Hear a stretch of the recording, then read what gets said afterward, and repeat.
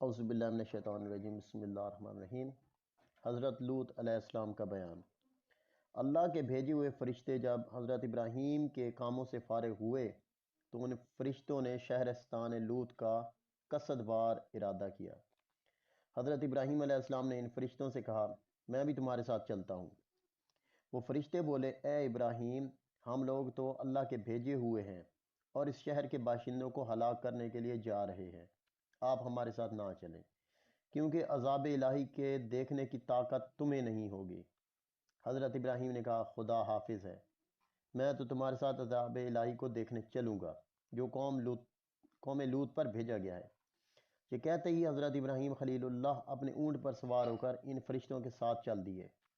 جب تقریباً 1.5 کوس کے فاصلے پر جا پہنچے تو فرشتوں نے باداب عرض کی، ابراہیم خلیل اللہ، آپ یہیں ٹھہریں، آپ کے واسطے آگے جانے کا حکم قطعاً نہیں ہے۔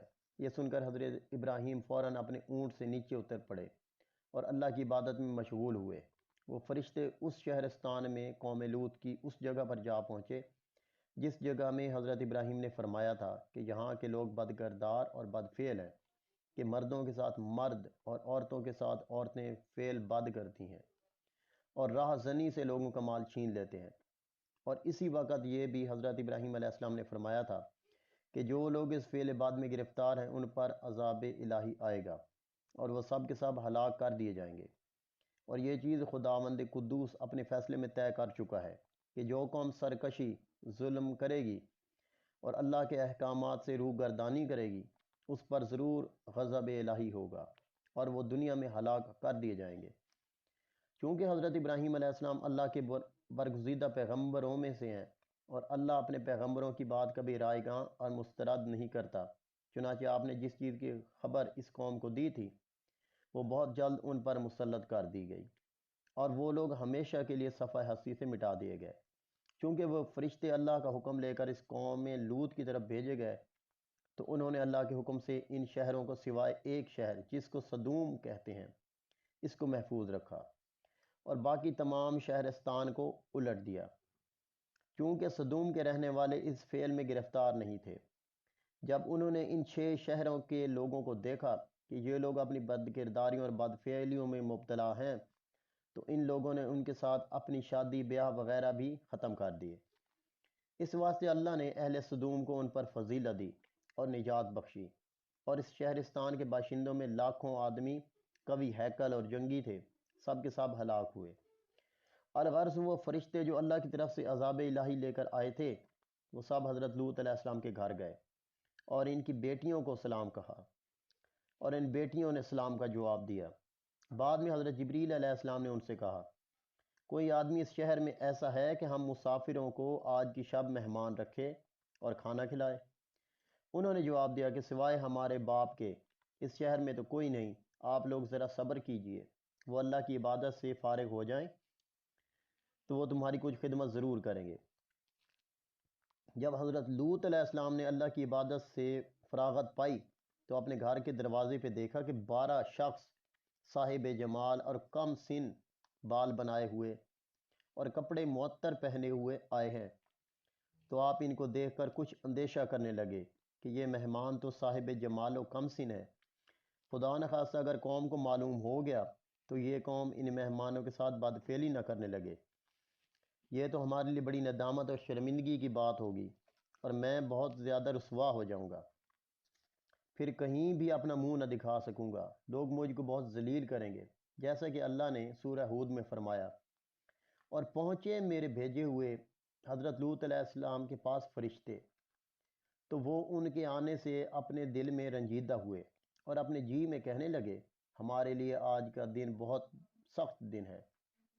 اور آئی اس کے پاس قوم دوڑتی ہوئی اور وہ سب بے اختیار تھے اور وہ بہت زیادہ منتظر تھے اس فعل بد کرنے کے۔ در حقیقت وہ فرشتے لڑکے کم سن بن کر گئے تھے حضرت لوط کے گھر میں، چونکہ حضرت کو اس قوم کی بد افعالیاں اور بدخوئیاں اچھی طرح معلوم تھیں، اسی وجہ سے وہ اپنے دل میں سخت خفا تھے اور اسی وجہ سے لوط علیہ السلام کو اپنی قوم سے لڑائی کرنی پڑی۔ آخر مجبوری اور ناچاری ان مہمانوں کو حضرت لوط اپنے گھر لے گئے۔ حضرت لوط کی بیوی کافرہ تھی، اسی وجہ سے اس نے جا کر اپنی ساری قوم کو ان مہمانوں کی خبر دی۔ وہ قوم لوتی تھی۔ پس ناگہاں قوم کے لوگ حضرت لوط کی حویلی پہ آئے اور بلند آواز سے کہنے لگے، اے لوط، تم وہ 12 اشخاص کو جو خوب رو اور نہایت حسین جمیل ہیں اور کم سن بھی ہیں، اور وہ آج سب تیرے مہمان ہیں، تم انہیں ہمارے پاس بھیج دو۔ حضرت لوط علیہ السلام نے خوف کی وجہ سے ان لوگوں سے کہا، جیسا کہ اللہ نے سورہ ہود میں فرمایا۔ حضرت لوط نے کہا، اے قوم، یہ میری بیٹیاں حاضر ہیں اور یہ پاک ہیں، میں تمہارا نکاح ان سے کر دوں گا، پس تم لوگ اللہ سے ڈرتے رہو اور مجھ کو رسوا مت کرو، یہ لوگ ہمارے مہمان ہیں۔ کیا اے قوم میری، تم میں سے ایک آدمی بھی ایسا نہیں ہے کہ وہ سیدھے راستے پہ گامزن ہو اور نیک بات کے سمجھنے کی صلاحیت رکھتا ہو؟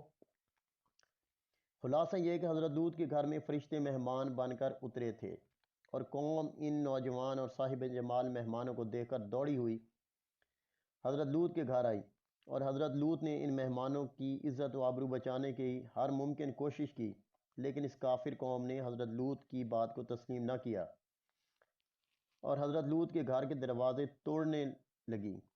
اور پھر کہا، جیسا کہ پھر حضرت سورہ ہود میں اللہ نے فرمایا ہے، وہ قوم کے لوگ بولے کہ تو جان چکا ہے، ہم کو تیری قوم کی بچیوں سے غرض نہیں، اور تجھ کو تو اچھی طرح معلوم ہے، ہم جو چاہتے ہیں تم اپنے مہمانوں کو ہمارے ساتھ بھیج دو۔ حضرت لوط نے ان سے فرمایا، اگر مجھ کو تمہارے سامنے زور ہوتا یا جا بیٹھتا کسی محکم آسرے میں، یعنی اے قوم، مجھے قوت ہوتی تو تمہارے ساتھ لڑتا، لیکن میں نے صبر کیا اور پناہ چاہی اللہ کی تمہارے شر سے۔ میرے مہمانوں کو اللہ محفوظ رکھے۔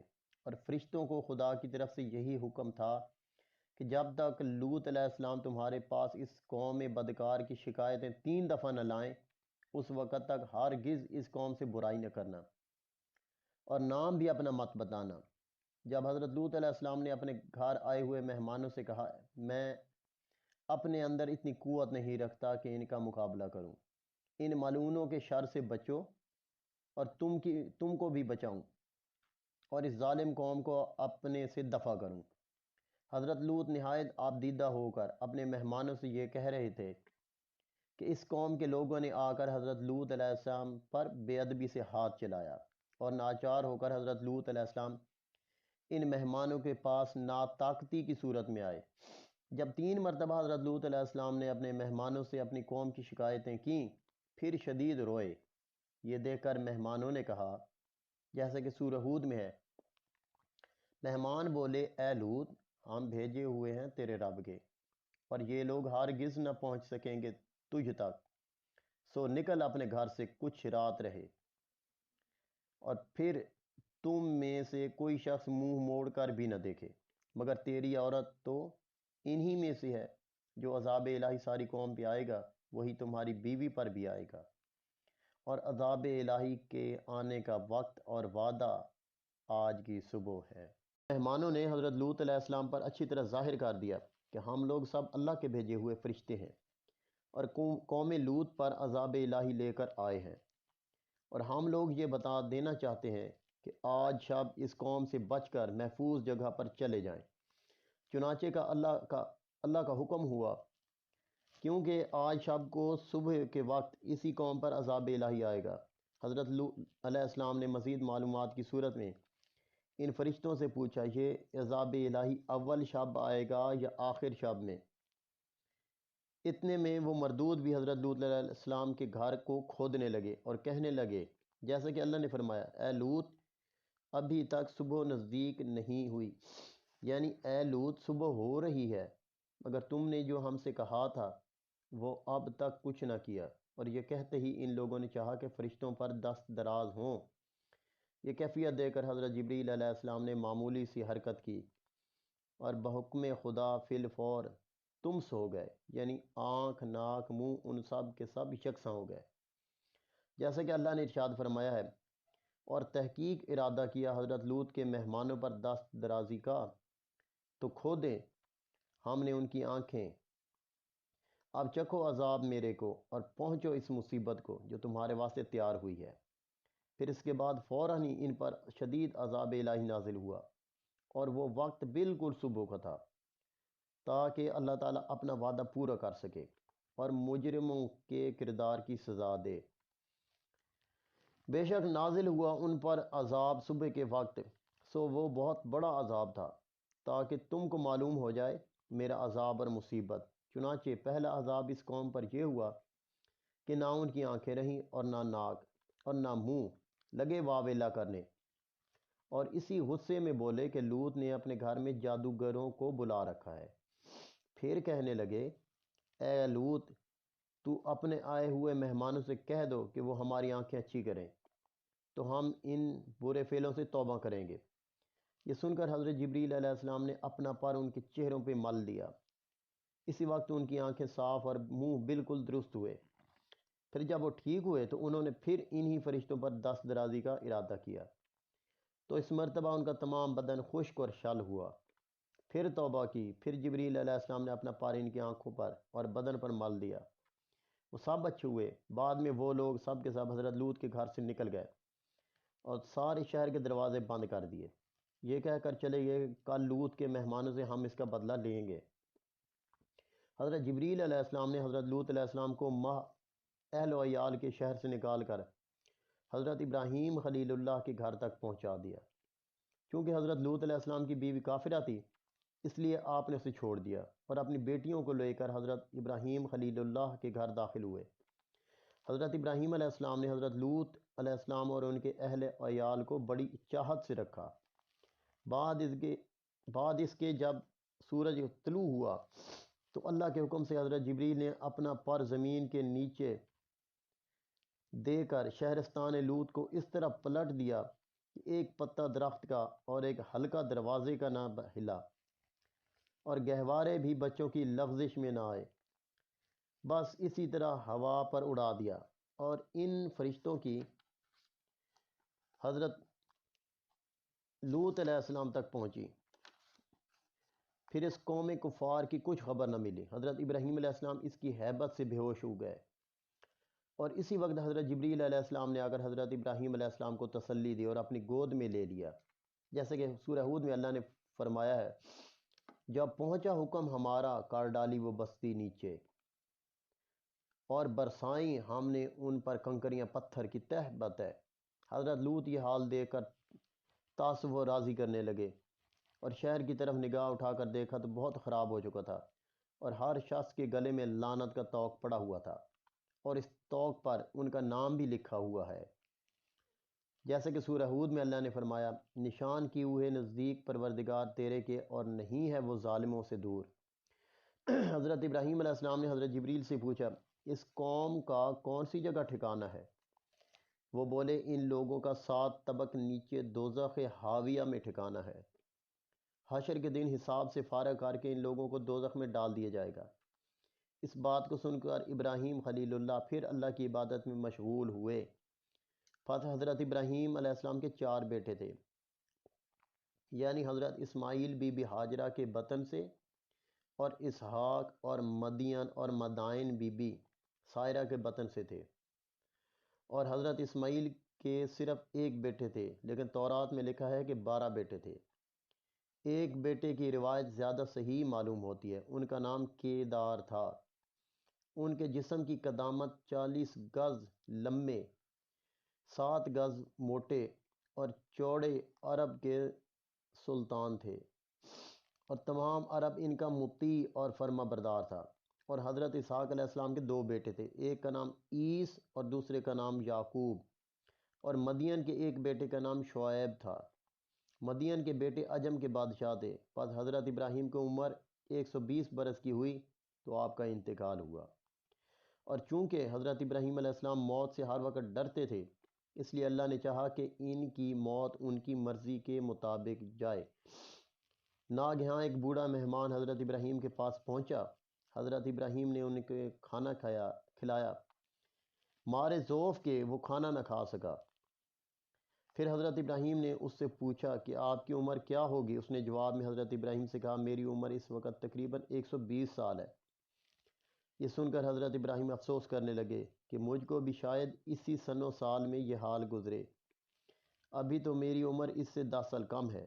تب آپ نے کہا یا الہی میں اپنی عمر اس سے زیادہ نہیں چاہوں گا۔ اس کے بعد چاروں بیٹوں کو بلا کر وصیت کی، جیسے کہ سورہ بقرہ میں اللہ نے فرمایا، اور یہی وصیت کی حضرت ابراہیم نے اپنے بیٹوں کو اور یعقوب نے، اے بیٹو، اللہ نے تمام مخلوق میں سے تم کو چن کر اپنا دین دیا، اور تم کبھی بھی غیر مسلم ہو کر نہ مرنا۔ اللہ نے اس دین کو دین اسلام فرمایا، اور یہ چیز میں نے تم کو سنا دی ہے اور بتا دی ہے۔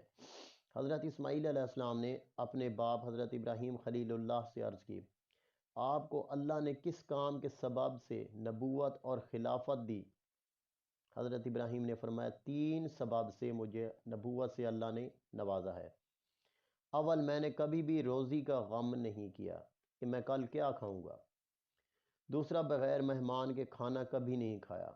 اور تیسرا یہ کہ جب کوئی کام دنیا اور آخرت کا آ پڑتا تو پہلے میں آخرت کا کام کرتا، بعد میں دنیا کا کرتا۔